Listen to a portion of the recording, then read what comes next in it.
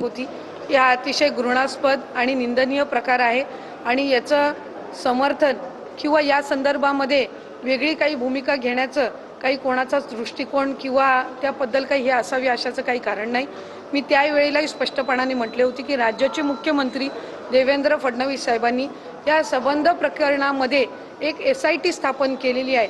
त्याचा संपूर्ण जे काही त्या SITचे जे इन्चार्ज आहेत त्या एक महिला अनुभवी पोलीस अधिकारी त्या ठिकाणी दिलेले आहेत आणि जी राज्याचे मुख्यमंत्री देवेंद्र फडणवीस साहेबांची भूमिका आहे त्यांच्या मंत्रिमंडळातलीच मी एक सदस्य आहे। त्याच्यामुळे जी मुख्यमंत्र्यांची भूमिका तीच मंत्रिमंडळातली मंत्री म्हणून ही त्या ठिकाणी माझी भूमिका।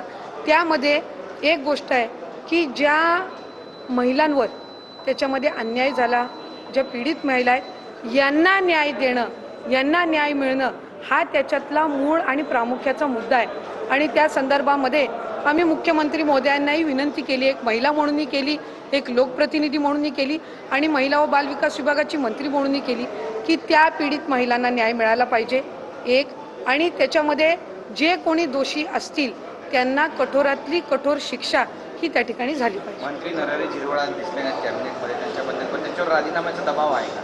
नाही, मला म्हणजे पक्षांतर्गत किंवा अशा पद्धतीनं कुठेही त्या संदर्भातली चर्चा आज आमच्या कॅबिनेटच्या पूर्व बैठकीमध्ये झाली नाही।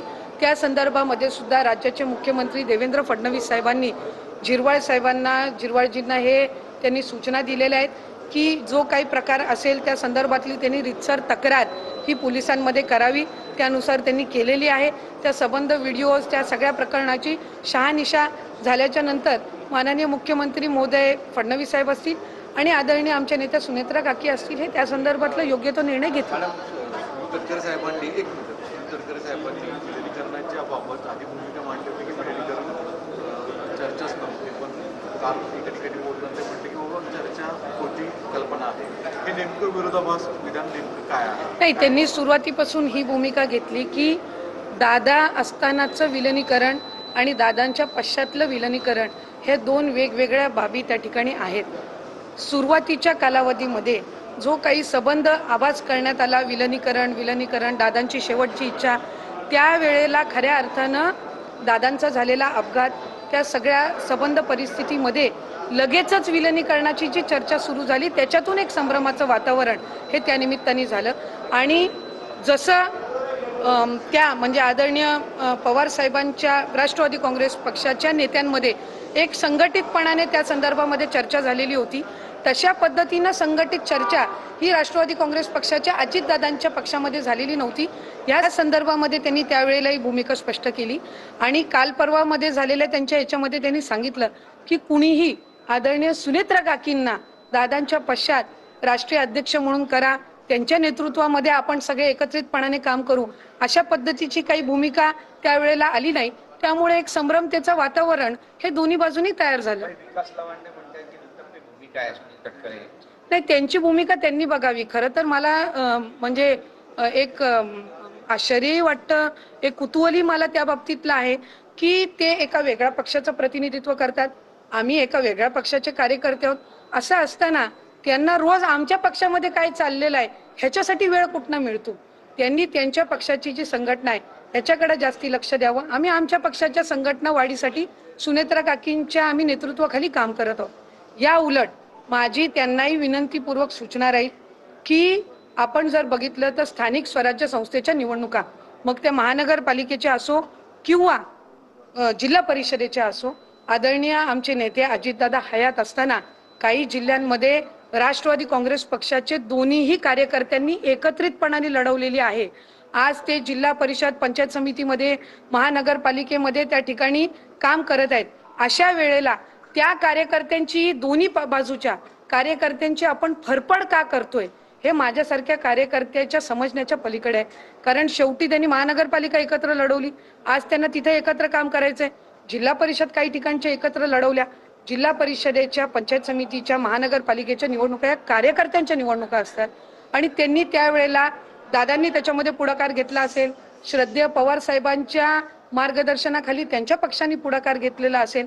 अशा वेळेला ह्या सगळ्या भूमिका आणि एकमेकांवर वेगवेगळे आरोप प्रत्यारोप करून आपण त्या लोकप्रतिनिधींची जे स्थानिक पातळीवर काम करतात किंवा कार्यकर्ते यांची फरफड ही कुठल्याही पक्षाने का करावी हे माझ्यासारख्या कार्यकर्त्याच्या समजण्याच्या पलीकडचा विषय. पवार यांनी मोठा आरोप केला ते म्हणले की खरात यांनी एका मोठ्या नेत्याच्या आणि अजितदादा पवार यांच्या फोटोवर फुले मारले, जे धागेदोरे त्या थेट अजितदादा यांच्या अपघाताशी जोडण्याचा प्रयत्न आहे असं वाटतंय. खरं तर हा महाराष्ट्र पुरोगामी महाराष्ट्र म्हणून ओळखला जातो, विकसित महाराष्ट्र म्हणून ओळखला जातो.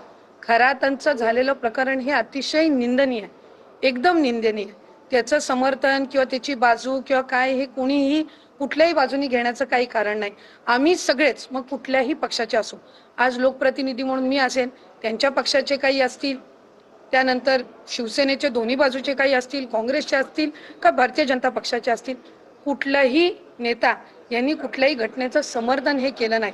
एक आहे की सगळ्याच राजकीय मंडळींना सर्व पक्षाच्या हा एक धडा आहे की पुरोगामी महाराष्ट्रामध्ये आपण वावरत असताना एखाद्या कुठल्याही गोष्टीच्या आपण कुठल्याही बाबतीमध्ये एक सल्ला घेणं किंवा वेगवेगळ्या पद्धतीनं म्हणजे आपण त्यांच्याकडे एक बोलतो ना काय पुढचं जाणून घेण्याच्या दृष्टिकोनातून असेल किंवा काय असेल, ह्या सगळ्या बाबतीतला हा सगळ्याच राजकारण्यांना मिळालेला एक धडा आहे. पण या आपल्या माध्यमातून मला आणखीन एक सांगायचं आहे की वेगवेगळे फोटो याच्यामध्ये आले, वेगवेगळ्या नेत्यांचे फोटो आले, वेगवेगळ्या राजकीय पक्षातले ते होते. कुठल्याही राजकीय पक्षातल्या नेत्यांनी त्यांनी जे कृत्य केलंय त्याचं समर्थन केलं का, त्याची बाजू कोणी मांडली का? नाही. याचा अर्थ असा की वेगवेगळ्या सार्वजनिक कार्यक्रमांमध्ये त्यांची भेट झालेली असेल, याचा अर्थ असा नाही की हे जे निंदनीय प्रकरण झालेलं आहे याचं कोण समर्थन करतं का हे त्यांना माहिती होतं. त्याच्यामुळे याच्यामध्ये पडण्यापेक्षा आज राज्याचे मुख्यमंत्री देवेंद्र फडणवीस साहेबांनी SIT जी स्थापन केलेली आहे, त्या चौकशीमध्ये ज्या काही गोष्टी आहेत त्या शहानिशा होतील. आज बघितलं कोणी महिला कुठल्याही पक्षाचे असो कुठल्याही यांच्यावर आरोप करत आहेत. कोण रश्मी वहिनीचं नाव घेतं, कोण इथं नीलमताईंचं नाव घेतं, कोण माझ्याही संदर्भामध्ये मी भूमिका स्पष्टपणाने मांडत नाही ह्या संदर्भामध्ये नाव घेतं.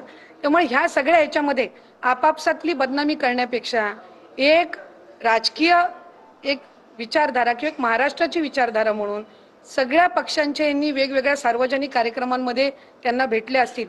याचा अर्थ असा होत नाही की या निंदनीय घटनेची कोणाला माहिती होती किंवा हा जो प्रकार सगळा याबद्दल कोणाला माहिती होती. जर माहिती असती तर कुठलाही महाराष्ट्रातला राजकारणी हा त्यांना भेटला नसता, याची मला एक लोकप्रतिनिधी म्हणून खात्री.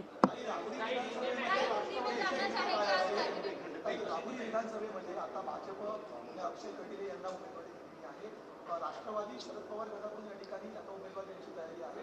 मात्र अशी चर्चा सुरू झाली की अजित पवार गटातून देखील राष्ट्रवादीला त्या ठिकाणी सपोर्ट केला नाही, मी अशा पद्धतीची कुठली चर्चा ऐकलेली नाहीये. आम्ही महायुतीमध्ये आहोत, त्यामध्ये भारतीय जनता पक्ष, राष्ट्रवादी काँग्रेस पक्ष, अजितदादा आणि त्याचबरोबर शिवसेना एकनाथ शिंदे साहेबांच्या नेतृत्वाखाली आणि आणखीन आमचे घटक पक्षही आहेत. ही महायुती आहे. जशी बारामतीची पोटनिवडणूक आहे ज्याच्यामध्ये आदरणीय सुनेत्रा काकी त्या राष्ट्रवादी काँग्रेस पक्षाच्या उमेदवार जरी असल्या तरी त्या महायुतीच्या उमेदवार आहेत, ज्याचा उल्लेख आदरणीय फडणवीस साहेबांनी केला.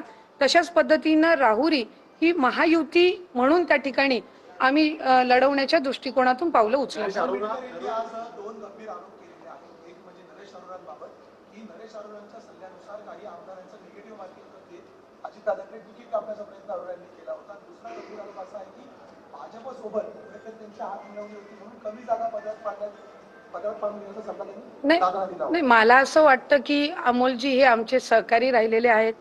विधान परिषदेमध्ये त्यांनी 6 वर्ष आदरणीय अजितदादांनी त्यांना त्या ठिकाणी संधी दिली. ते वेळोवेळी पक्षाच्या वतीने सुद्धा भूमिका त्या ठिकाणी मांडत आलेले आहेत.